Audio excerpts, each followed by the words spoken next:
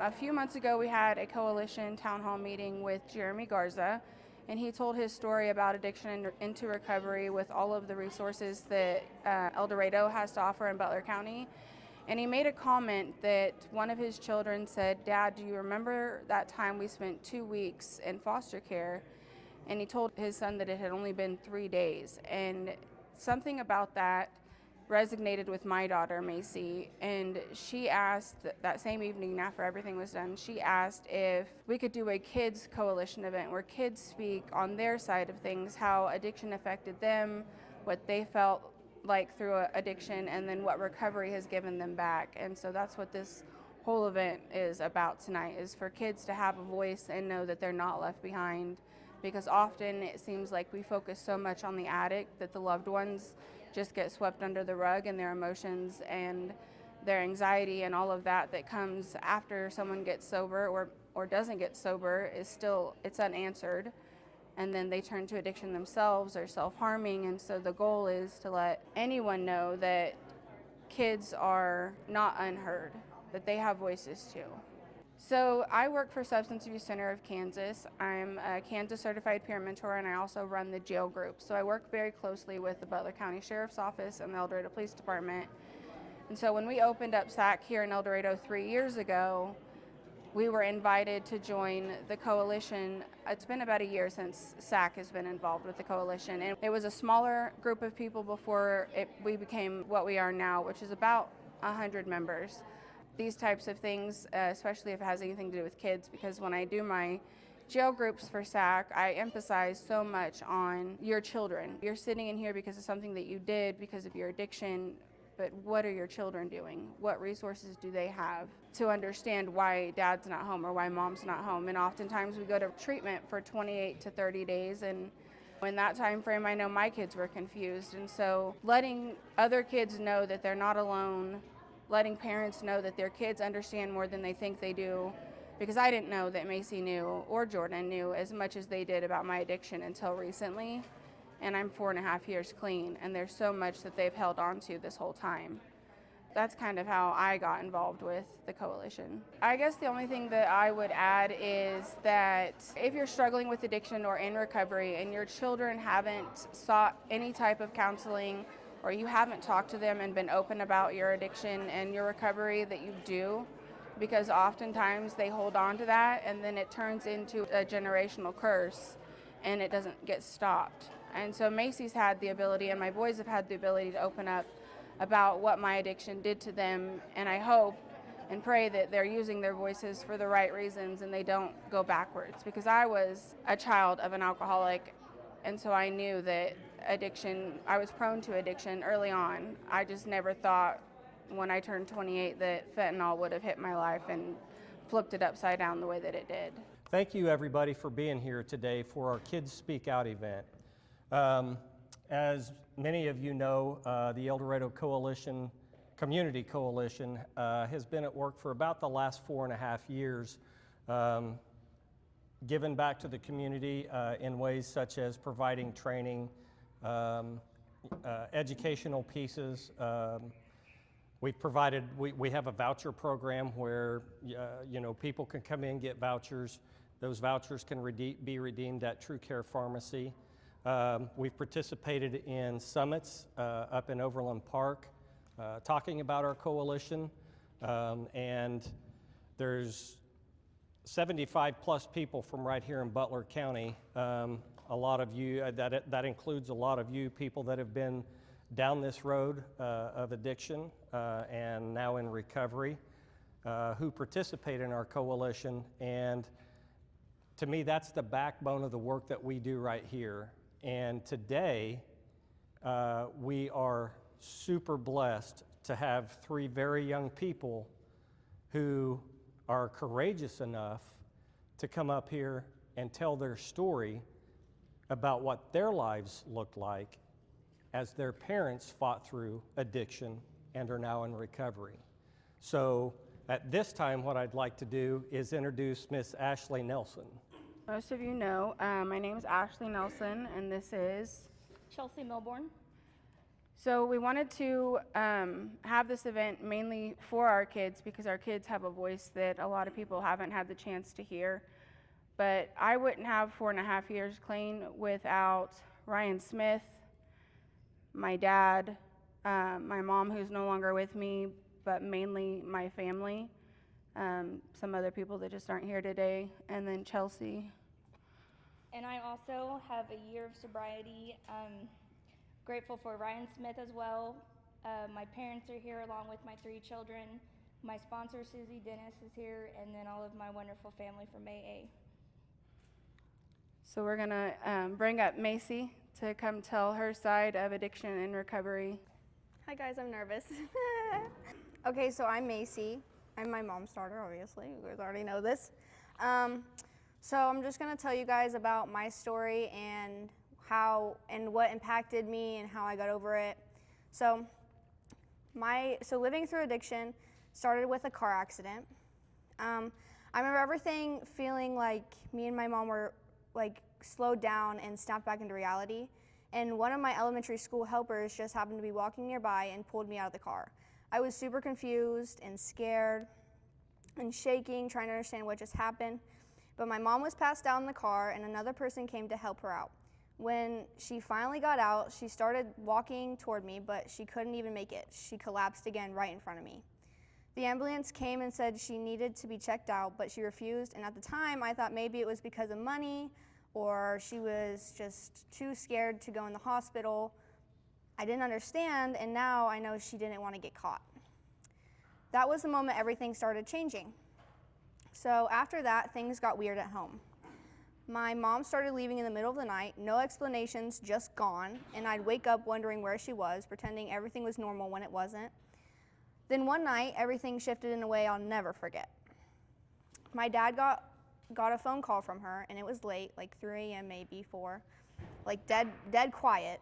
Everyone was asleep, and I was by my bedroom door, half awake, and I heard him talking to her on the phone, and she was telling him she wanted to kill herself. And she said she had a gun. I remember freezing. I was crying so hard I couldn't breathe right. I was literally begging God. I told God, I was like, please don't take her. Please don't take my mom. My dad was trying to keep his voice calm, but I could hear the panic in him. She came home hours later, but the fear didn't leave. After that, she kept leaving at night, and I started noticing things. She would fall asleep standing up, like fully upright, but still out of it. She had impeccable balance. I don't know she did that. Give me a second. I lost where I was at.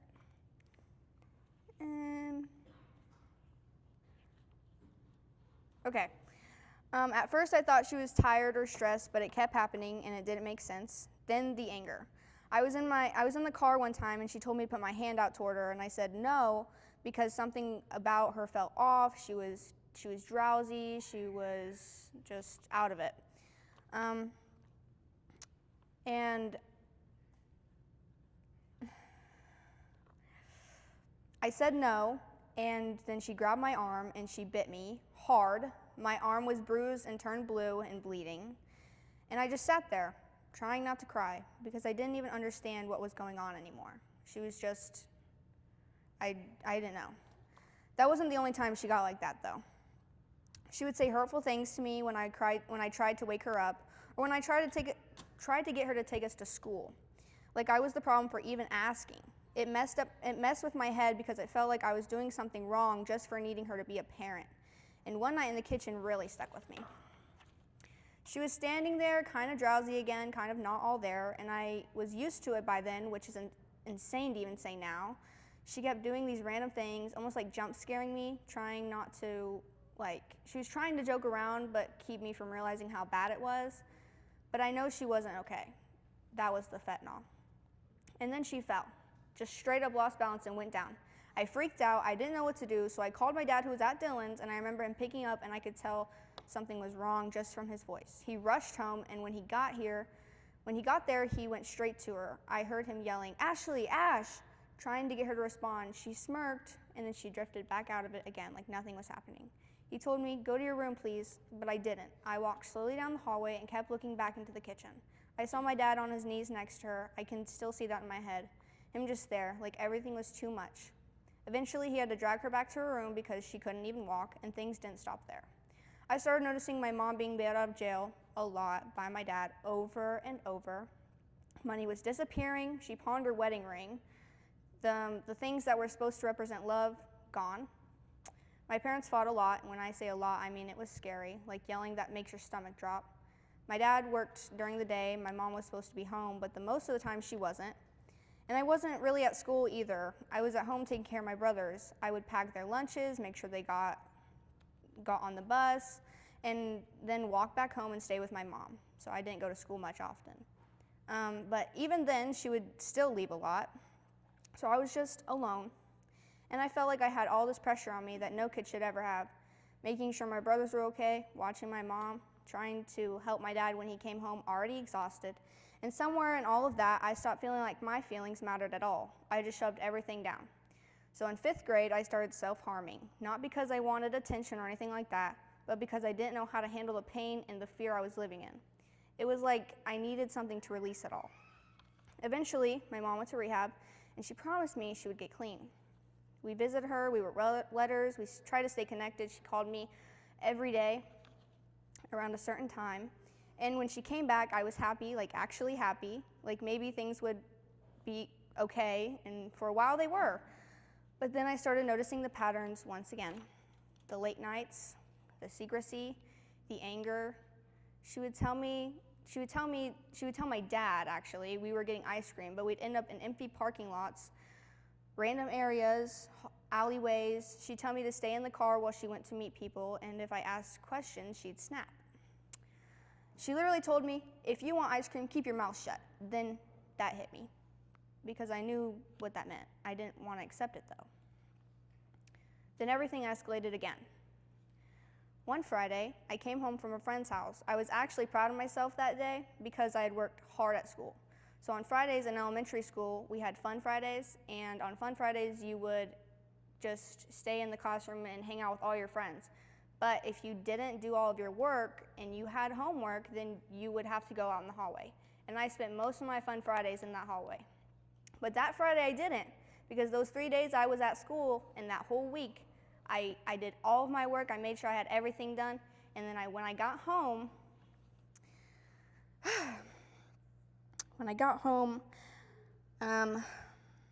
my little brother ran up to me, Connor, he's over there, and he said, Mom passed out. And at first I thought she was like messing around because she always plays with us.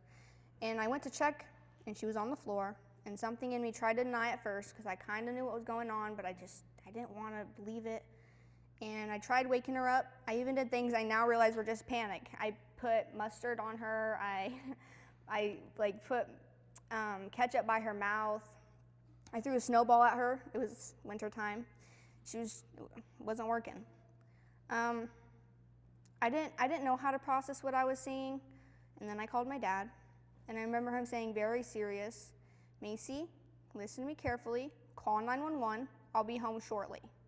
And that's when I knew she had overdosed.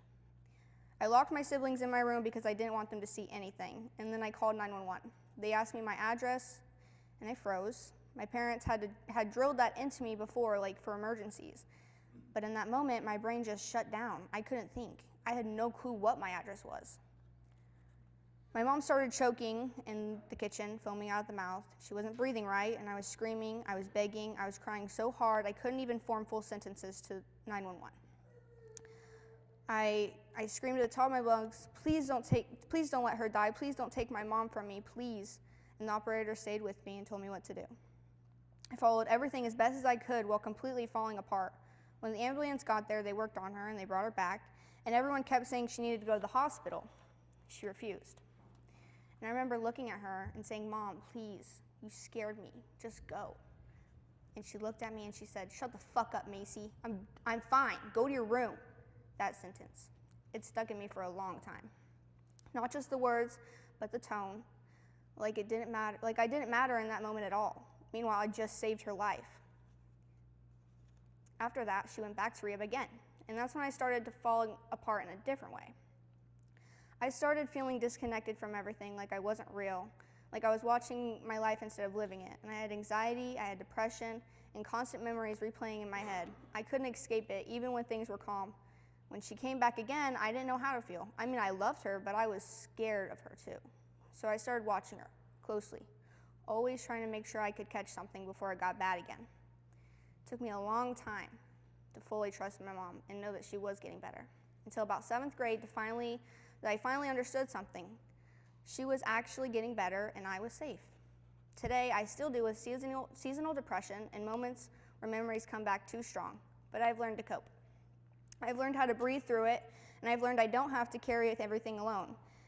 After everything that happened, I didn't just have to learn to trust my mom again. I had to learn to trust happiness. For a long time, I was always waiting for something bad to happen. Even when things got better, part of me was still preparing for the next phone call, the next argument, the next emergency. I had spent so much of my childhood surviving that I didn't really know how to just live. And that's where the people around me made a difference. My best friend Carter became one of the biggest parts of my healing. Carter is more than a friend to me, she's my sister. She knows parts of my story that most people don't, and we've cried together, we've laughed together, and we've helped each other through things that felt impossible. And we joke about trauma bonding, but the truth is having someone who understands pain made me feel less alone in mine. I remember one day especially, the day before I had been really struggling. Memories of my mom, everything happened, was rushing back, and I felt trapped in those memories. It felt like I was in those moments all over again. Then I had my first sleepover with Carter the next day. We got so much candy, we were jumping off walls basically, and Carter accidentally snorted her drink, and we laughed so hard that we peed our pants, and she was in my sweatpants, by the way. It sounds ridiculous, but that night changed something for me. For a few hours, I wasn't the girl who called 911. I wasn't the girl who watched addiction tear through her family, and I wasn't carrying years of fear on my shoulders. I was just a kid laughing with her best friend. And that sleepover reminded me, she's crying, guys, it's making me laugh. The sleepover reminded me that happiness was still possible, even after everything. My best friend, Junior, he's like a brother to me, and is another person who helped me in a different way. When you've lived through things like I did, you spend a lot of time worrying about what other people think. And I was already carrying enough weight from home, and sometimes I worried people would still see that something was wrong with me. But Junior showed me that other people's opinions don't define who I am. He reminded me that I survived most things kids should never have to face, and that I shouldn't be ashamed of my story. He taught me to focus on the people who mattered instead of wasting my time on people who judge. Because of him, I started becoming more confident in myself instead of letting my past define me. And next is my cousin Alessi. I love her so much. My family became very complicated after you've lived through trauma, but she's been one of the people who helped me remind me that I wasn't alone.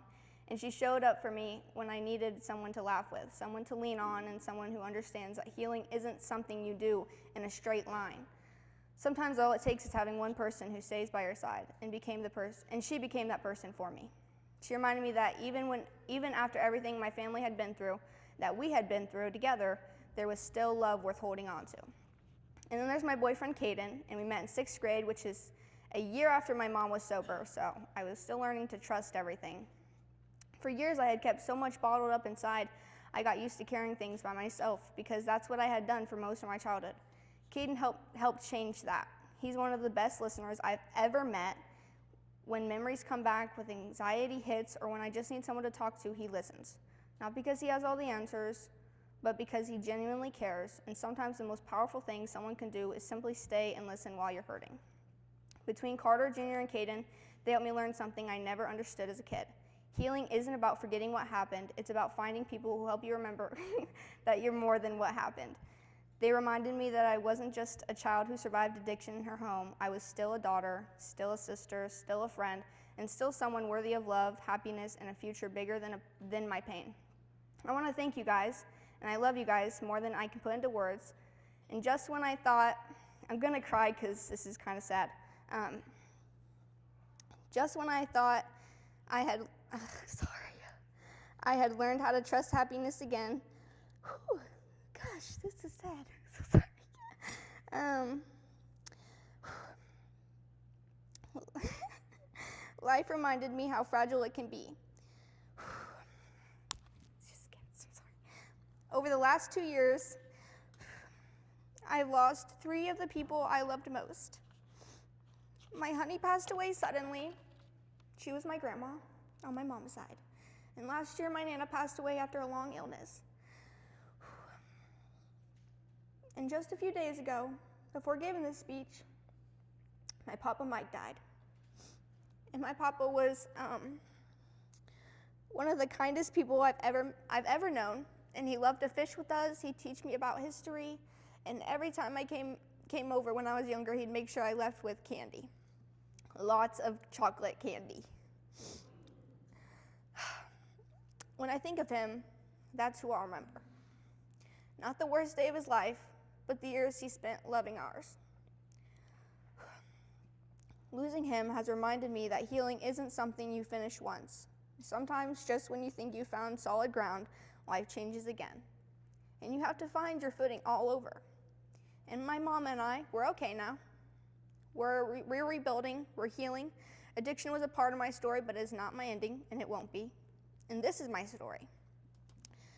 Not just the parts that were easy to say, but the parts that were hard to live through, and the nights I didn't sleep, the mornings I had to grow up before I even understood what that meant, and the moments I stayed quiet because I thought my voice didn't matter. And I need people, especially adults, to understand something important. Kids notice everything. We notice when you're not okay. We notice when something in the house feels wrong, even if no one says it out loud. We notice the late nights, the changed behavior, the fear in the room that used to feel safe. We notice more than we should ever have to, and when adults think that we're too young to understand, that's not true. We understand. We just don't always have the words, so we carry it, and we hold it, and we grow up inside situations we never chose. And to any kid who has lived through something like this, I want you to know you are not invisible. You are not overreacting, and you are not too sensitive. What you felt was real, and what you survived mattered, and the fact that you're still here means more than you probably realize. And to the parents and adults listening to this, your children are watching, even when you think they aren't, even when you think you've hidden things well enough, or that they won't remember, or that they were too young to understand. They do. They remember your voice when it shakes. They remember the nights that you didn't come home. They remember the moments that felt unsafe, even if no one ever explained why. And I'm not sharing my story to blame anyone. I'm sharing it because silence keeps cycles going, and I don't want silence anymore. I want understanding. I want honesty. I want people to realize that addiction doesn't happen in isolation. It happens in homes, and it happens in families, in the lives of kids who are just trying to stay kids while everything around them falls apart. That is why I wanted to start something like a junior coalition for kids like me, for the ones who feel trapped, who feel unheard, who feel like they have to carry more than they can handle, and I want them to have a place where they are seen and where they are believed and where they don't have to explain why they're hurting for someone to care, because no child should ever have to survive a childhood in silence. And if there's one thing I want anyone to remember from my story, it is this: children do not forget what they are forced to grow up inside of, but they also don't stop hoping that someone will finally notice and help them before it is too late. Thank you for letting me share my story. Good evening, everyone. My name is Chelsea Milbourne, and I'm incredibly honored to be standing here tonight at the Kids Speak Out event hosted by the El Dorado Community Coalition. This room represents community, and sharing our truth is how we heal together. For me, truth looks like celebrating a massive milestone. July 11th marked my exact 1-year anniversary of continuous sobriety from meth, weed, alcohol, and fentanyl. The past year has been a journey of immense blessings, mixed with plenty of trials, errors, and learning curves. But through it all, the clarity of recovery has made life profoundly better, not just for myself, but for my beautiful children. Speaking of my family, I'm deeply proud to be sharing the stage tonight with my son, Anthony Claiborne. As a child, Anthony had to navigate the heavy, unsteady waters of active addiction, living with the uncomfortable uncertainties and the constant shifting grounds that comes when a parent is struggling. But he has also lived through the transition. He has seen firsthand what it looks like when the fog clears and a parent steps into a healthier, stable lifestyle. Tonight, he is going to share his own personal views on addiction, recovery, and our changing family dynamics, and the peace that comes with finally having a present, consistent parent. Before I start with Anthony, I want to share one more quick thing with y'all. This is actually our very first time ever done any public speaking, so we're both a little nervous, but we're glad to be sharing this first moment together. To make things a little easier on us up here, we're going to do things a little bit differently. I'm going to ask Anthony a few questions, and he's going to answer them for you. So please welcome my son, Anthony.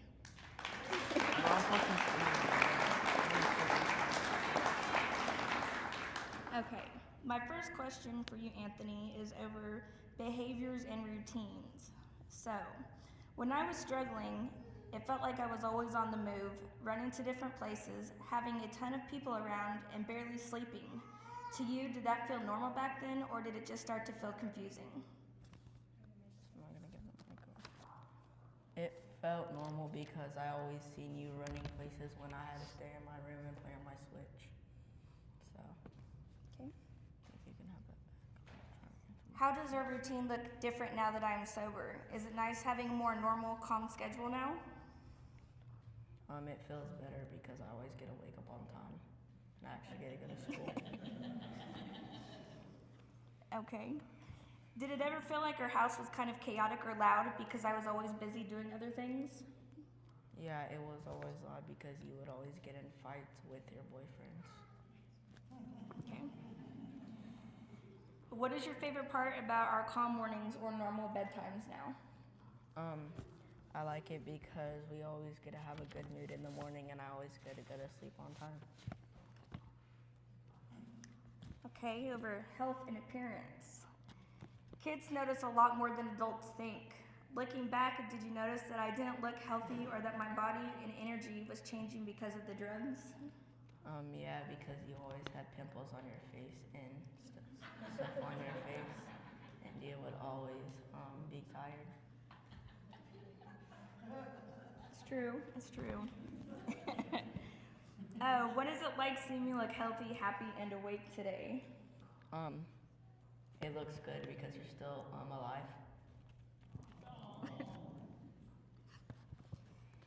Did you ever worry about me or feel scared because I look so tired and worn out all the time?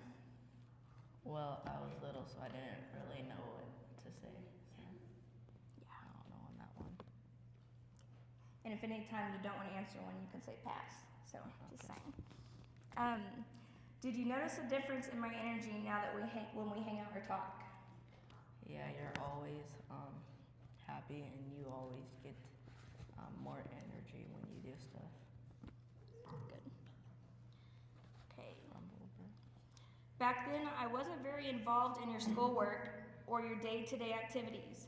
Did it ever feel lonely or like I was missing out in your life? Yeah, it felt weird because he would never help me out with homework and I would always not be in the place by myself whenever I got awards. Okay.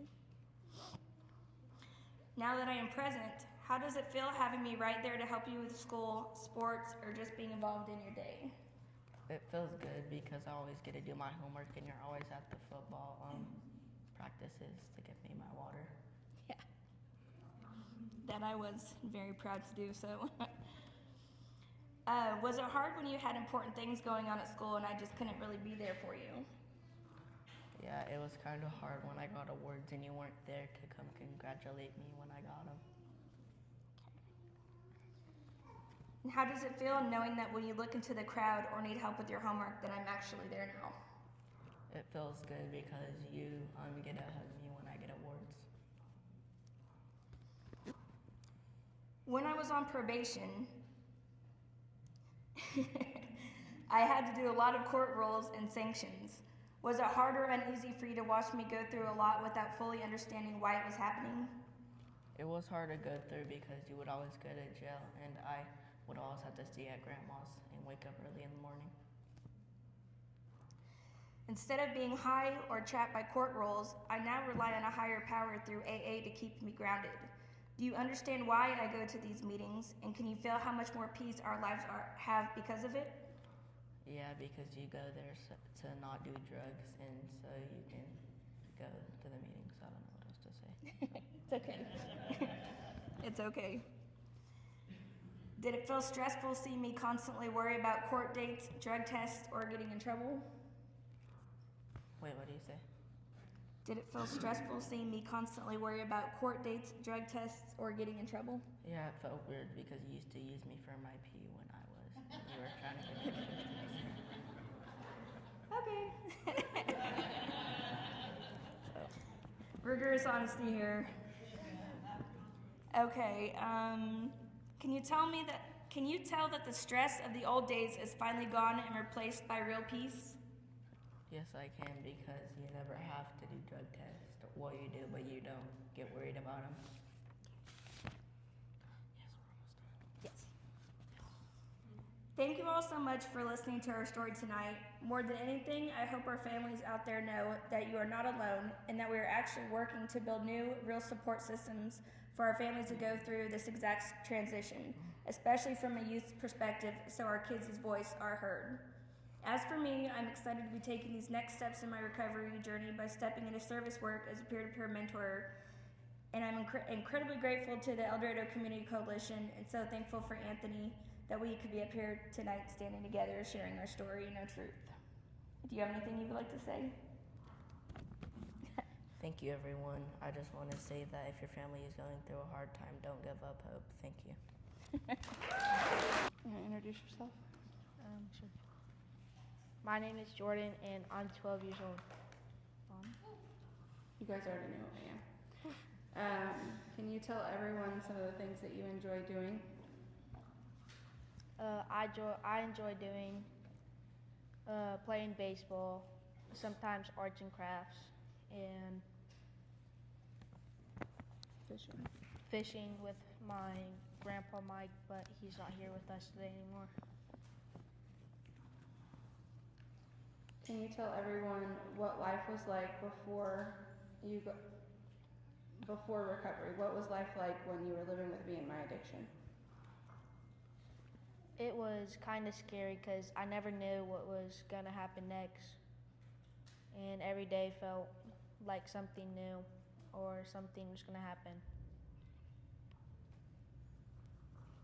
Is there any single situation outside of my overdose that you remember that still affects you today? Not that I can remember. Okay. Jordan would have been 8 or 9 when I got clean. So his memories aren't as vivid as Macy's. How did you feel when I wasn't acting myself? I felt kind of worried for you because I didn't want you to hurt yourself mentally or physically. When I wasn't home and Macy was doing more of the mom things, what were your thoughts on that? It'd be weird because Macy's my big sister and not my mother. So it felt kind of weird for it to happen like that. When I went to treatment, my kids would stay, they would be at school all day and then they would go home with their dad because he would get off at 3:30 in the afternoon, and then they'd have dinner with my husband, and then they would go stay with my parents, and then their other grandparents would get them off to school at that time. How did that routine affect you? It kind of felt like, I don't really know what it felt like, but it just doesn't feel normal to sleep over at Papa Mike's and Papa Dave's house. Sorry, Papa. It felt really weird because usually you're supposed to stay at your house, not your grandparents. Do you remember when I decided to get help? No? No. Do you remember when things started getting better? Is there a moment where you realized that things at home weren't as chaotic anymore? It kind of felt, I could see that you were getting a lot better because when you were in your addiction, you lost a lot of unhealthy weight. But now you have more healthy weight than you do unhealthy, Yeah. which is better for you. Thank you. Earlier, you made the comment about my acne. Don't do fentanyl or any of drugs. They messes your face up. What's our relationship like now? It's better and it's a lot better than it was before, because I'd come to you a lot to talk about a lot of things at school, friends, and how my day was. But then I couldn't, because you were always out somewhere around and about.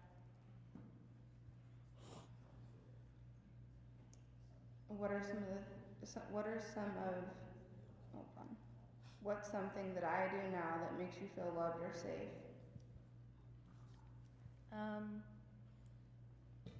Some things that make me feel safe around you is that I know you're not doing any more addictions or getting high in the bathroom, Yeah.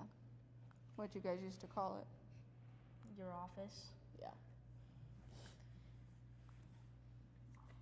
When I was in my addiction, that's where I'd go. I'd go to the bathroom. I'd act like I had to go to the bathroom all the time, and my kids eventually started calling it my office. And then when they realized what was going on, one of the three of them would be outside of the bathroom when I got home from treatment the second time. Literally, if the door was locked and they would stand there, what are you doing? Going pee. Hold on, I'll unlock the door for you. And they would stand in there with me. That lasted for like a year. What does recovery mean to you, Jordan? It means to get better, quit. It kind of just helps you get better. You feel more yourself than the addiction or drugs or anything talking. And you feel more you than you were before. How important do you think it is for kids to have healthy parents? I think it's really important because they need someone they can talk to, and that isn't always round and about in alleyways, empty parking lots, or in their office. And they need someone they can talk to before something happens.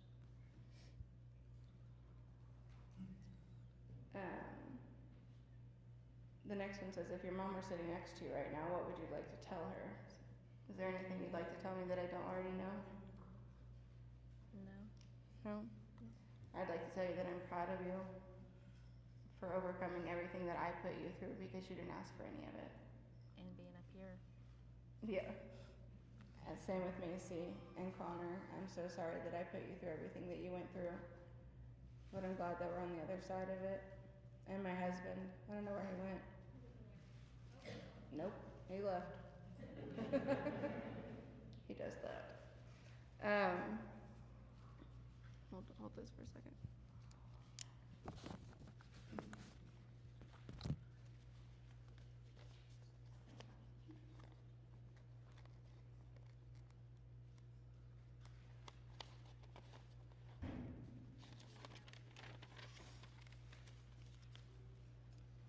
Originally, Jordan was supposed to read this part, but he didn't want to.